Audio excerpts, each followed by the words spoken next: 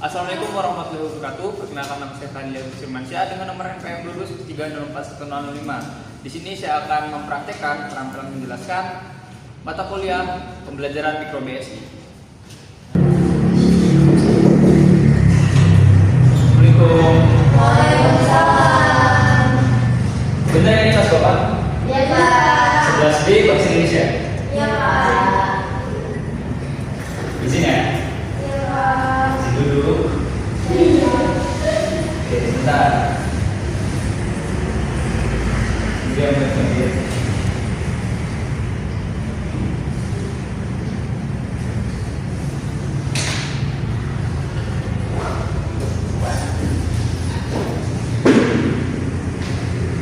Baik, assalamualaikum warahmatullahi wabarakatuh. Waalaikumsalam warahmatullahi wabarakatuh. Alhamdulillahirrahmanirrahim. Wassalatu wassalamu ala asrofil anbiya'i wal mursalin wa ala alihi washabihi ajmain. Amma ba'du. Yang pertama-tama adalah kita panjatkan puja dan syukur kita atas kehadirat Allah Subhanahu wa taala yang memberikan kita nikmat sehat iman sehingga kita dapat berkumpul pada siang hari ini. Alhamdulillah. Lalu kita sampaikan kepada junjungan kita Nabi Muhammad Muhammad sallallahu alaihi wasallam. Kita nantikan syafaatnya di yaumil akhir nanti. Amin. Oke, baik. Selamat siang teman-teman semua. Siapa? Jadi hari ini kita berkumpul di kelas ini untuk membahas materi mengenai teks hasil observasi yang objektif. Sebelumnya saya ingin bertanya dulu pada teman-teman semua, pada anak-anak semua, pada adik-adik semua. Ada yang tahu nggak apa itu teks hasil observasi? Belum. Kalau mendengarkan observasi, udah pernah? Kalau tahu, boleh disampaikan. Belum pernah juga. Jadi berarti benar-benar hari ini kita belajar ya. Ya Pak. Mohon nanti didengar apa yang Bapak sampaikan supaya ilmunya masuk gitu.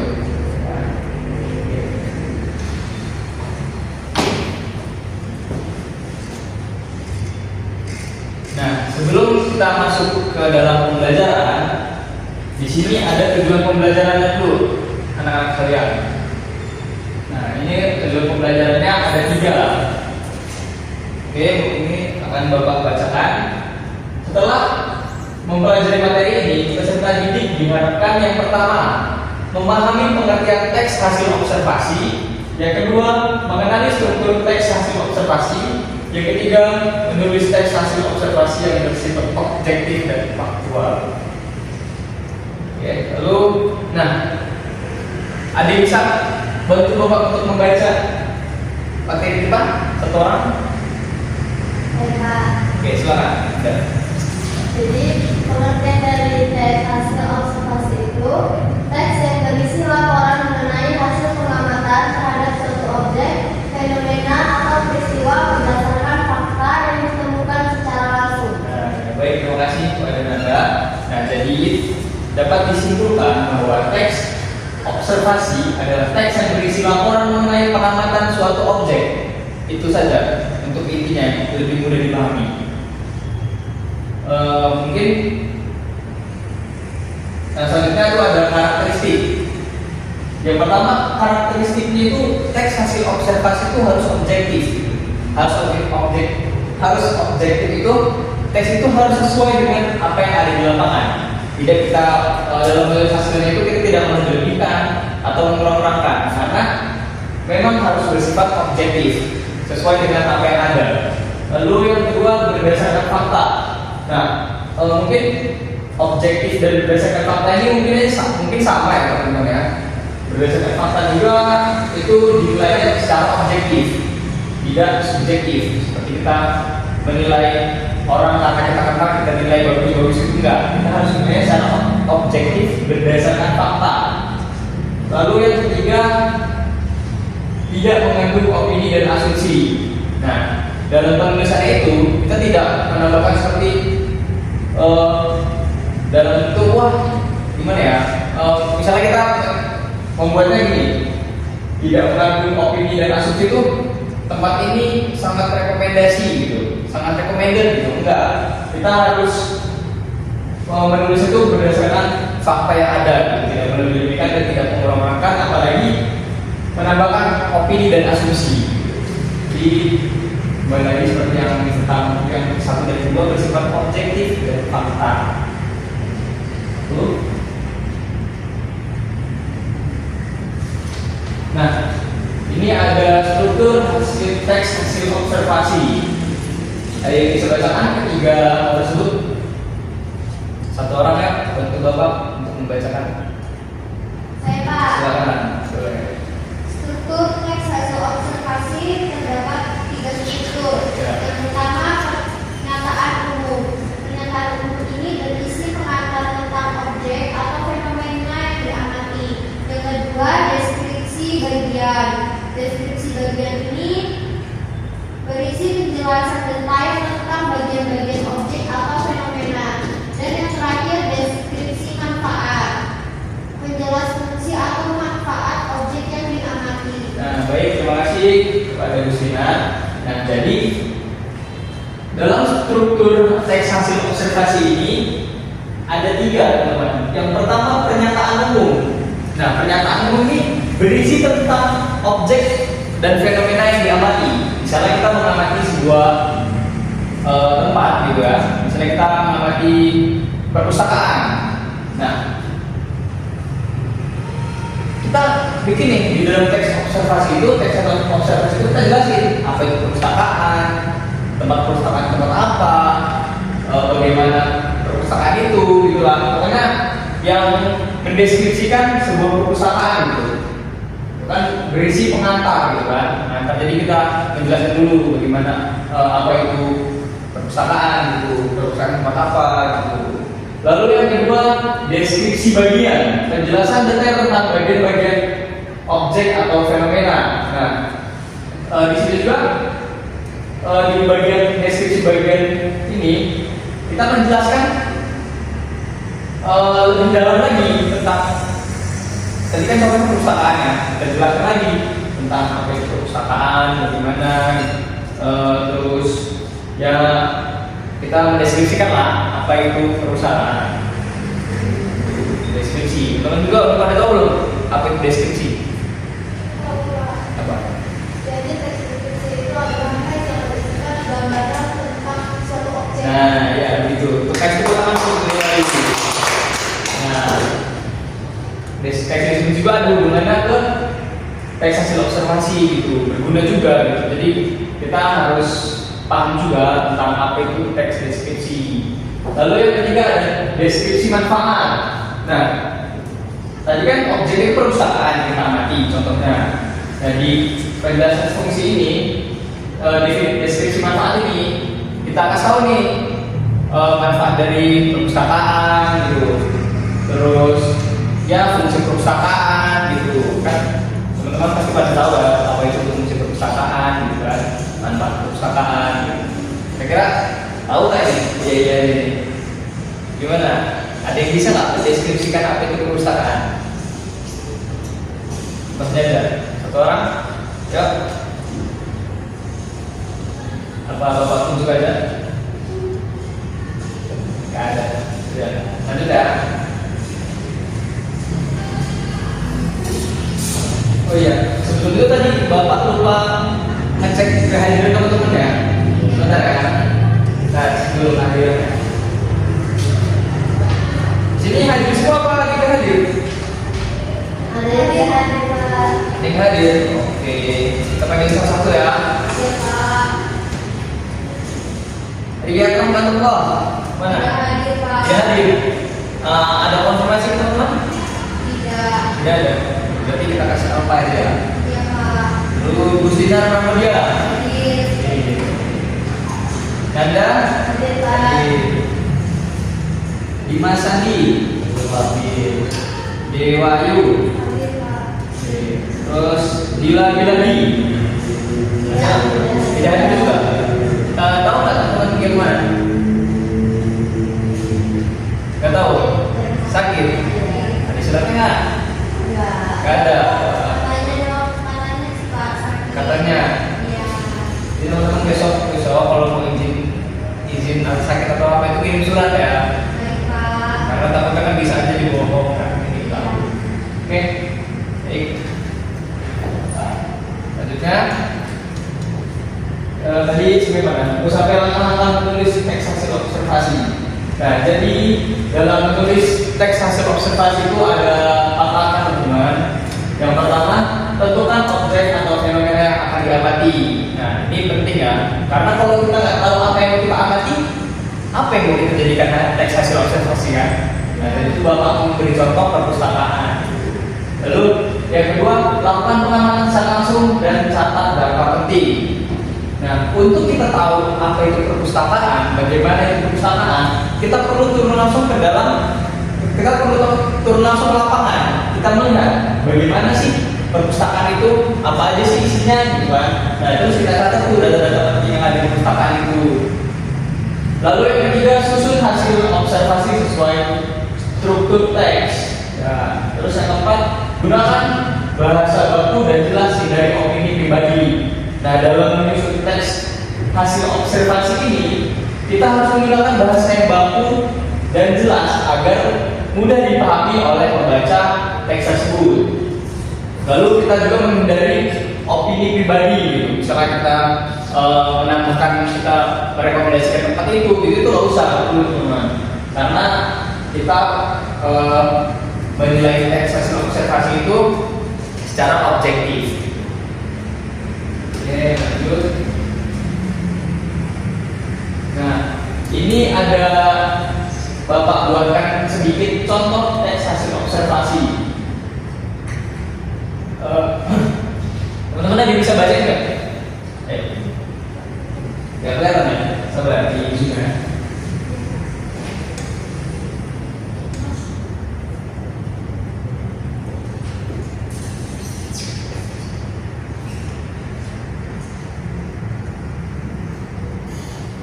Kelihatan? Tidak, Pak. Belum kelihatan juga. Belum, Pak, tulisannya. Burem ya? Mungkin yang nggak burem bisa tolong dibantu bacakan boleh? Ya Pak, silakan. Di Zoom lagi. Kelihatan ya? Kelihatan? Silakan juga. Contoh teks hasil observasi Ya. dengan judul pohon mangga. Bagian pendataan umum struktur yang pertama yaitu pohon mangga adalah salah satu jenis pohon berbuah yang banyak ditemukan di Indonesia. Yang berbeda dari segi sebagian pohon ini memiliki batang yang keras, daunnya hijau dan buahnya Manis saat matang. Lalu yang ketiga, Biasa adalah fungsi manfaat. Buah mangga ini memiliki manfaat sebagai makanan, sebagai makanan segar atau diolah menjadi berbagai produk. Oke, baik, terima kasih Saudara Dimas. Kita teman-teman agak sedikit mengalami kendala ya. Nah, ini kelihatan nggak? Kelihatan ya? Nah, jadi ini contoh teks hasil observasi yang menggunakan 3 struktur yang Bapak jelaskan tadi. Pertama ada pernyataan umum, yang kedua deskripsi bagian, dan yang ketiga deskripsi manfaat. Oke, lanjut. Nah, nih, Pak, gimana sih cara menulis teks observasi secara objektif gitu? Nah, ini ada 3 sedikit saran dari Bapak ya, dari arahan dari Bapak. Yang pertama, hindari penggunaan yang bersifat emosional. Lalu yang kedua, pastikan data yang disampaikan berdasarkan pengamatan. Seperti yang dijelaskan tadi, datanya itu kita ambil dari pengamatan langsung dan data itu diambil pada sesuai dengan fakta yang ada di lapangan. Lalu yang ketiga, fokus pada fakta bukan pendapat, asumsi atau pribadi. Ini tipsnya ya, boleh teman-teman catat. Silakan dicatat ya. Apa nanti Bapak kirim juga PPT-nya. Nah, lalu yang terakhir ini ada penutup. Teks hasil observasi adalah cara menyampaikan informasi berdasarkan pengamatan faktual. Dengan memahami struktur penulisannya, kita dapat menyampaikan laporan objektif dan bersifat dan objektif dan berkualitas.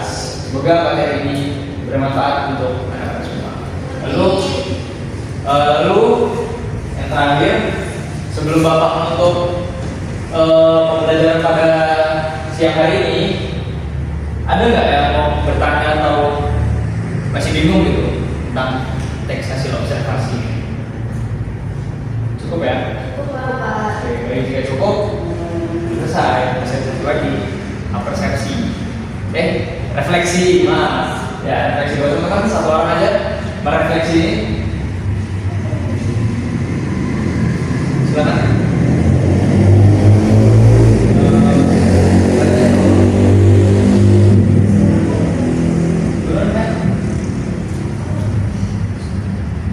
Gimana Dimas? Silakan.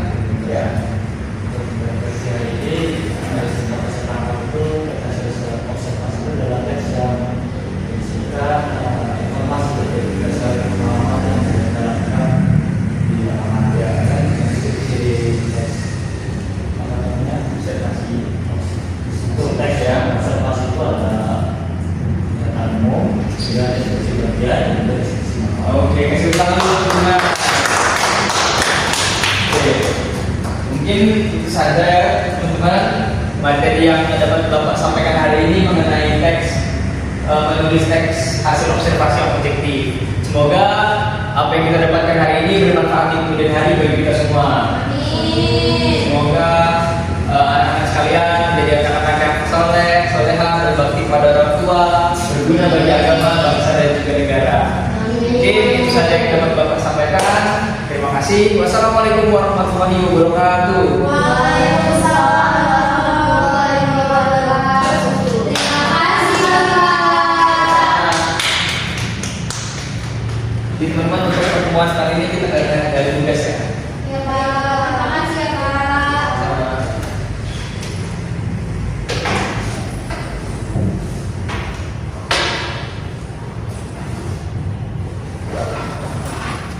Izin ya. Ya, Pak. Terima kasih. Terima kasih kembali ya, Pak. Ya. Jadi tidak ada kembali.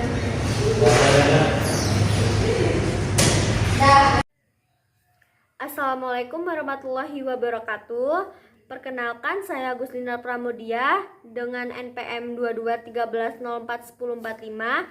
Di sini saya sebagai observer lisan dari Saudara Fadli Agus. Saudara Fadli Agus telah mempraktikkan keterampilan menjelaskan. Nah, dalam mempraktikkan keterampilan menjelaskan ini, Saudara Fadli Agus telah mempraktikannya dengan sangat baik karena Saudara Fadli Agus ini telah memperhatikan beberapa kriteria di dalamnya. Seperti dalam menjelaskan, Saudara Fadli Agus ini memilih kata-kata atau kalimat tidak terbelit-belit sehingga peserta didik ini mudah memahami materi yang disampaikan oleh Saudara Fadli Agus. Kemudian dalam penggunaan contoh dan ilustrasi, Saudara Fadli Agus ini sudah baik, yaitu dengan memilih contoh atau ilustrasi menggunakan gambaran atau contoh yang diambil dari kehidupan peserta didik, sehingga peserta didik ini lebih memahami materi yang disampaikan oleh Saudara Fadli Agus. Kemudian dalam pengorganisasiannya, Saudara Fadli Agus menyampaikannya dengan sangat baik, yaitu dengan melakukan variasi suara dan memberikan penekanan pada hal-hal yang penting dalam penjelasannya. Kemudian Saudara Fadli Agus ini baik karena menggunakan mimik, isyarat, ataupun gerakan tubuh dalam pembelajaran. Selain itu, Saudara Fadli Agus ini sangat baik dalam menyampaikan materinya karena Saudara Fadli Agus ini memberikan pertanyaan yang diajukan kepada peserta didik mengenai mengecek atau untuk mengetahui apakah peserta didik ini sudah paham materi yang telah disampaikan oleh Saudara Fadli Agus. Namun mungkin Saudara Fadli Agus lebih dapat ditingkatkan atau dilakukan perbaikan karena dalam menyampaikan materi yang telah dilakukan Fadli Agus dalam mempraktikkan keterampilan menjelaskan tersebut, Saudara Fadli Agus dapat mengeluarkan atau menggunakan kata-kata dalam menyampaikan materinya, sehingga mungkin peserta didik dapat terganggu dari penjelasan Fadli Agus tersebut. Baik, itu saja yang dapat saya sampaikan. Saya akhiri. Wassalamualaikum warahmatullahi wabarakatuh.